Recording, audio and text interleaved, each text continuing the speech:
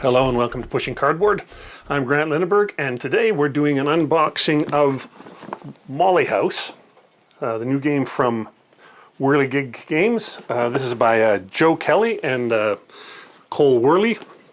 This is a historical game, not a war game like I usually do here, but this is an interesting game. I saw it being demoed a few years ago at San Diego HISCON on their online convention.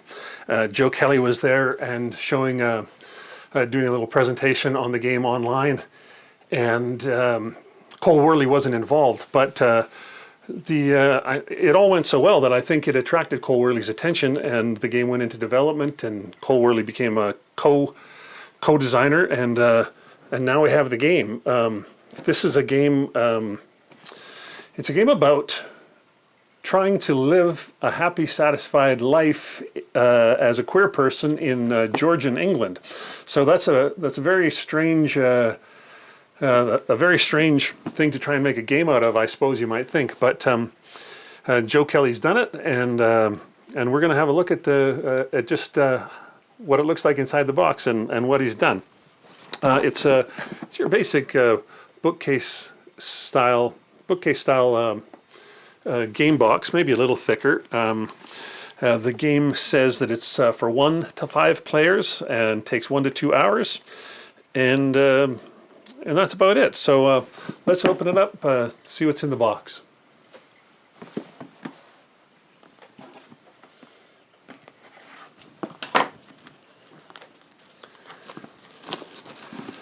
I'm expecting the components to be fairly nice, because everything I've ever had or seen from Whirligig is nice. Okay, well, here we go. Rules of play. It's not even a full size of the box, so it's a more slender rule book than you might be used to if you play a lot of war games, historical games, that sort of thing. It's a 24-page rule book,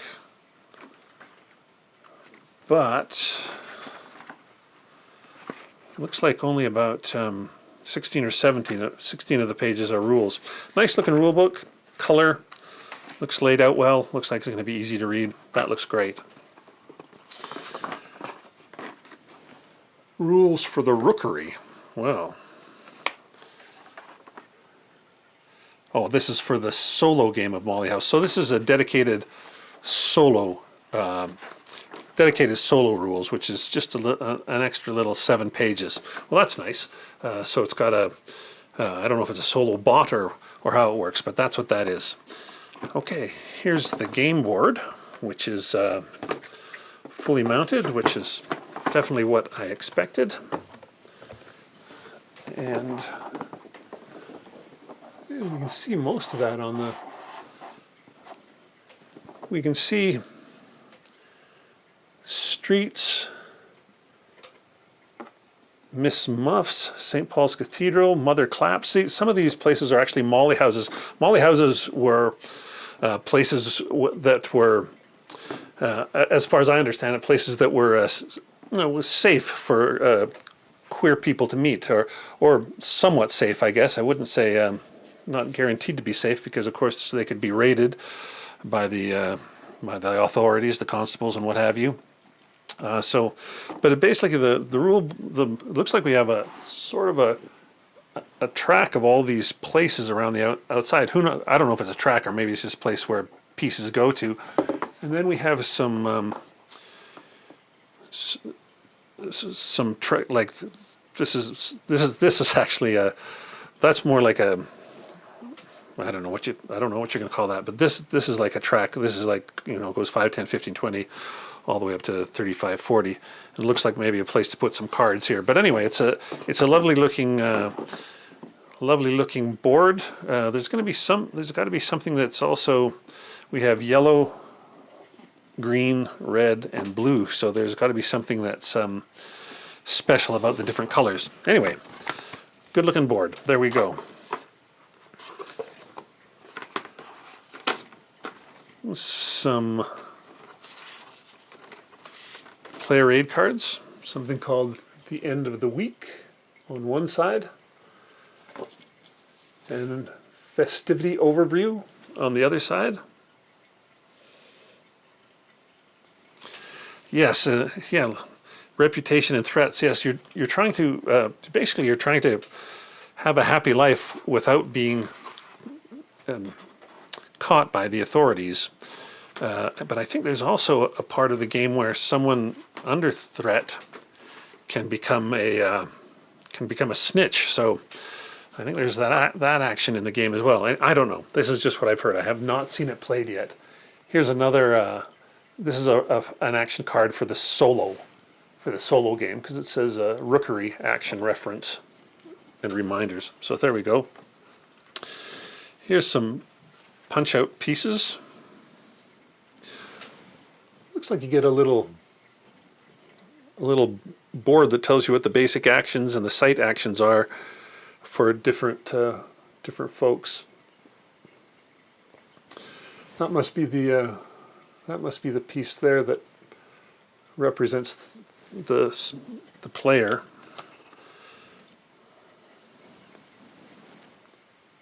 I think we're going to have probably 5 of these.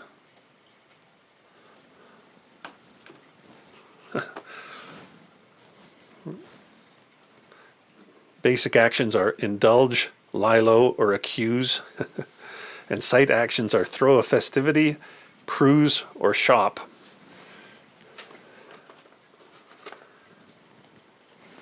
Yeah, these are all color coded so obviously for the 5 players. Okay, we have some bags for the pieces once they come out, and then we have blocks.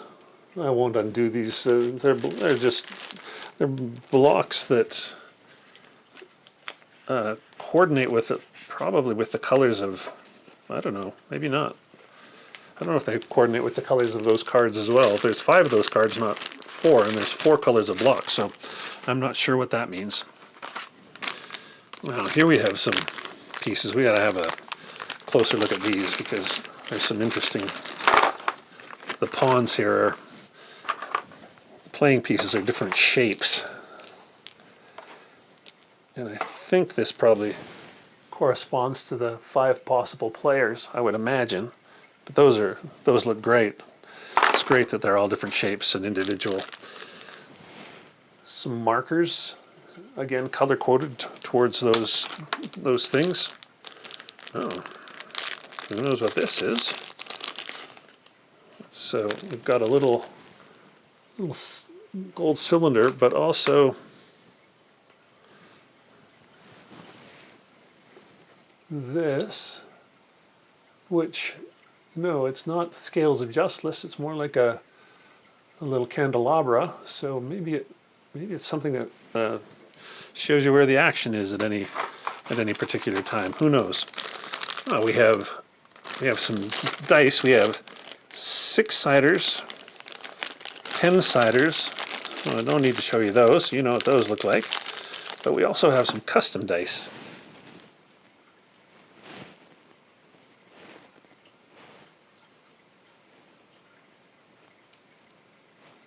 So no idea what the different sides of those custom dice mean, but they look interesting. We have several sets of cards, so let's start with one of them. And these are the mini cards. So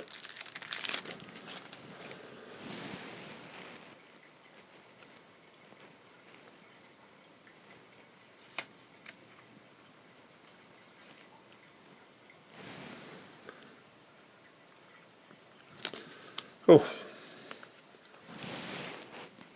whoops.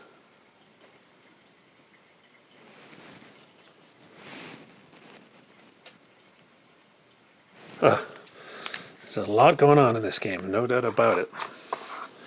2 different decks, so we'll have a look at them regular size decks, I should say. So we'll have a look at those on their own.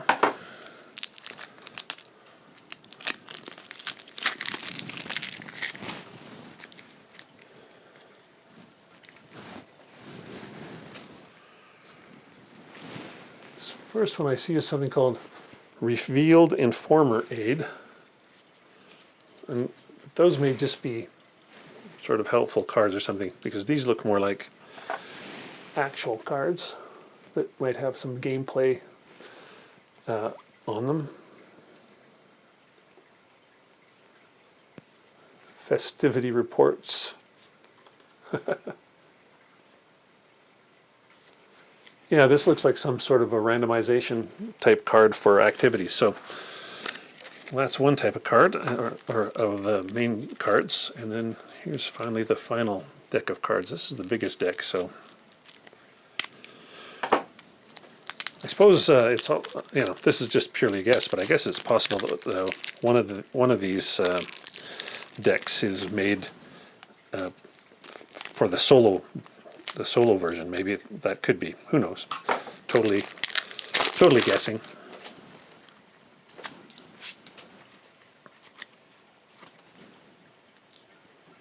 Another sort of player's aid card, but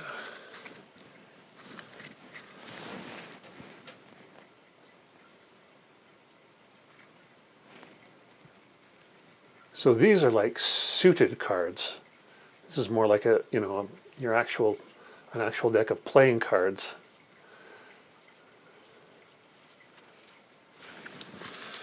Excellent. And then finally we have, now this looks like some sort of a cloth mat or a cloth bag or some sort. It's a neoprene mat that, I don't know, maybe it goes in the middle of the game board. There's a big open space there. I don't know, but anyway, that's everything that comes in the game of Molly House. These cards are really good looking cards. I can't wait to see what it all means, because these are intriguing pieces. I mean, custom dice, this strange candelabra piece. Anyway, there you go. That's everything you get in the box from Molly House, from Joe Kelly and Cole Worley of Whirligig Games. I look forward to getting to the table. I think this might be the kind of game my family might actually play with me, as opposed to all my war games. Anyway, thanks very much for watching. I've been Grant Lindenberg for Pushing Cardboard. We'll see you next time.